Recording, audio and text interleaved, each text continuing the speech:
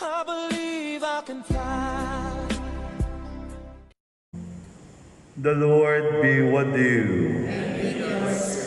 A proclamation of the Holy Gospel according to St. Luke. Glory to you, O Lord. Jesus said to his disciples, "To you who hear, I say, love your enemies. Do good to those who hate you. Bless those who curse you. Pray for those who mistreat you. To the person who strikes you on one cheek, offer the other one as well. And from the person who takes your cloak, do not withhold even your tunic. Give to everyone who asks of you. And from the one who takes what is yours, do not demand it back. Do to others as you would have them do to you. For if you love those who love you, what credit is that to you? Even sinners love those who love them. And if you do good to those who do good to you, what credit is that to you? Even sinners do the same. If you lend money to those from whom you expect repayment, what credit is that to you? Even sinners lend to sinners and get back the same amount. But rather, love your enemies. Do good to them. Lend expecting nothing back. Then your reward will be great, and you will be children of the Most High. For He Himself is kind to the ungrateful and to the wicked. Be merciful, just as also your Father is merciful. Stop judging, and you will not be judged. Stop condemning, and you will not be condemned. Forgive, and you will be forgiven. Give, and give gifts, and gifts will be given to you.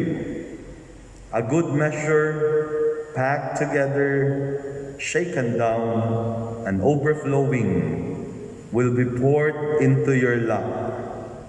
For the measure with which you measure will in return be measured out to you." Brothers and sisters, the Gospel of the Lord.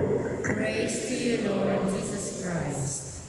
Hello guys! Please do subscribe on Edgar Stabiolo's YouTube channel.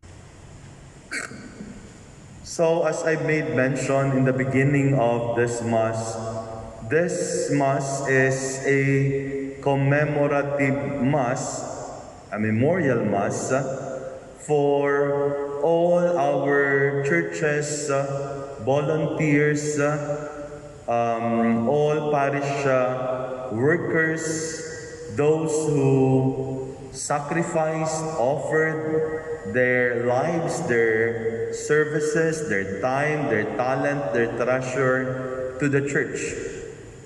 Of course, those I mentioned to you, they are the recent ones who have died. But looking into the history of this parish, because we are celebrating the 80th year, we are now on the 80th year of this parish. Before it was established in 1941, that means that a priest was put in charge in here. In 1939, the parish survived because of lay volunteers who were here, part of the settlers from the NLSA, who sacrificed, offered their lives, very dedicated, and made it possible for the parish to continue, for the church to continue serving the community. And we remember them also with gratitude and love. Think when it was so difficult for them. Kaya nga 3 beses na nagpalipat-lipat ang simbahan No, even just for the place from NLSA then to iyong, and finally here. Think of the many people who sacrificed for the parish. And if you're going to look into the history of the parish, many had, with the different missionaries from the Jesuits to the OMI to the Passionists and eventually to the diocesan priest, you know that we priests come and go. But what really sustains the parish is the people who are always there, who had given themselves, sacrificed their lives, even to the extent of sacrificing for their family, sacrificing their families, so that the parish continues, so that the parish grows, and we are beneficiary to that. Kaya kailangan talaga sa pagbabalik tanaw, sinasabi nila sa Pilipino, ang hindi lumingon sa pinanggalingan, hindi makakarating sa patutunguhan. Kailangan balik tanaw sa mga taong nagsakripisyo, nag-alay ng buhay, nakibahagi, ibinigay ang sarili para sa dakilang parokya ni San Pedro at San Pablo. And so, we continue this parish. And since I have a very limited experience with parish life, since most of my priestly life was in the seminary, I just realized that indeed, in the parish, there are just so many people who give their lives, their time, their talent, their treasure, not counting of anything in return. Kung minsan, inaaway pa ng pare. Pero, gano'n naman talaga. No? Kung minsan, they are mistreated, misjudged. No? Pero alam mo naman na bukal sa kanilang kalooban yung pagbibigay ng sarili, pagsasakripisyo, kasi alam nila na ang simbahan ay hindi lang yung pari kung sino nandoon. Even with priests come and go, they are there. They are there. And they're willing to give their lives to them. And so, the least, which is the best that we can do to them, is to remember them in the Holy Eucharist. I remember Saint Monica in her dialogue with Saint Augustine. Monica was about to die, and her children, Augustine and his brother, were talking to her. Ang pinaka-concern nila, gusto nilang dalhin ang nanay nila, si Saint Monica, pabalik sa Tagaste in Africa. But they are in Rome. Actually, they are in Ostia Antica. Kasi naghihintay sila ng barko na sasakyan nila. And the mother told Augustine and his brother, "Don't worry where you are going to bury me. Wherever I die, don't worry about my body. There is only one thing I will ask of you, that you remember me in the table of the Lord." In the Eucharist. Na alalahanin mo na lang ako sa hapag ng Panginoon, sa hapag ng hapunan ng Panginoon. And I think that is what we offer for all those who have died, who have gone ahead of us. First, we are thankful, we are grateful, no? Kasi talagang nagbigay sila ng kanilang sarili. At kung minsan hindi pa sila napapasalamatan, namatay na lang, hindi pa napasalamatan, pero sa ating pagunita sa kanila, some of them are probably nameless na, wala ng pangalan, but we know that the Lord knows them. They have offered and given so much, and we enjoy the benefits of it now because the parish continues. On its 80th year, the parish is still here. So, salamat for those whose family members are here. Salamat for generously giving, sharing your loved one, and of course, of your generosity also to share to the parish. Hindi lang naman sila, kundi kayo rin. Hindi, I remember my mother. She was a volunteer to the parish in the cathedral in Marbel. She was a catechist, she was a Legion of Mary, she was a CWL, lahat na lang yata, no? Kung na pwedeng na kwan. And one thing she told me, said, you know,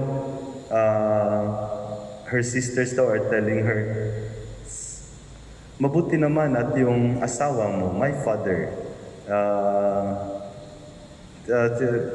he allows you, no, na pumunta palagi sa simbahan.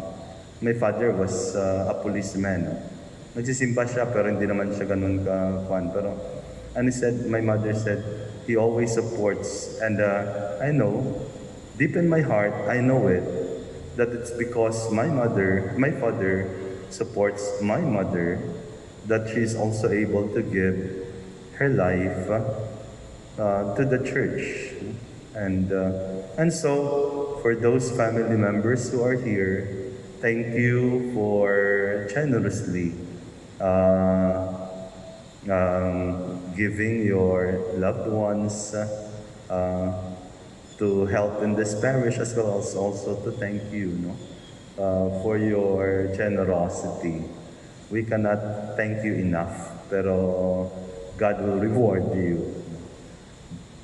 Talagang in the end, it is God who will just reward us. Kung minsan kasi, naghanap tayo ng affirmation. Kaya nga kung minsan ang hirap niyan kung nasentro sa pari yung pagbibigay mo ng sarili. Kasi kung okay lang, kung okay kayo, pero kung hindi naman, and you will no longer be, you will not receive what you expect it to be, you will get frustrated. Pero I know that when people give their lives to the church, it is because they know that it is for the Lord that they are doing it. It is for the parish they love. It is for the community to whom they serve. And with that, I thank you. We thank them and we remember them with love. In the gospel, yung narinig natin sa Ebanghelyo, actually, you have to reread it once again because this is the secret of a happy life. Paano ba maging masaya? Basahin natin yung Ebanghelyo ngayon at pagnilayan. In the end of the gospel, because the gospel speaks about the golden rule. Yung golden rule ni Jesus, unlike other golden rule, yung kay Buddha, di ba, negative, do not do unto others what you do not want others do unto you.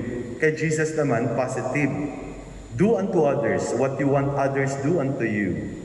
Kaya nga, forgive so you will be forgiven.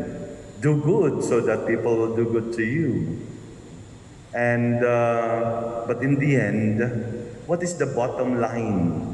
For us to be happy, to believe that God is always good to us.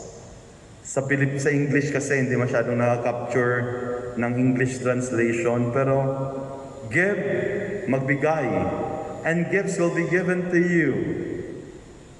Which is true, no? If you give, often we receive more than what we have given. Not in the same thing that what we have given will come back to us. Pero you know that kung mapagbigay ka, alam mo mas mapagbigay ang Diyos. Ito yung English translation. A good measure, packed together, shaken down, and overflowing. Ang biyaya ng Diyos ay siksik, liglig, at umaapaw. Mas maganda yan sa Pilipino. Good measure, packed together, shaken down, and overflowing will be poured into your lap. The goodness of God, siksik, liglig, at umaapaw, ang ibibigay sa iyo. And we know God is always good. God is good. God is good.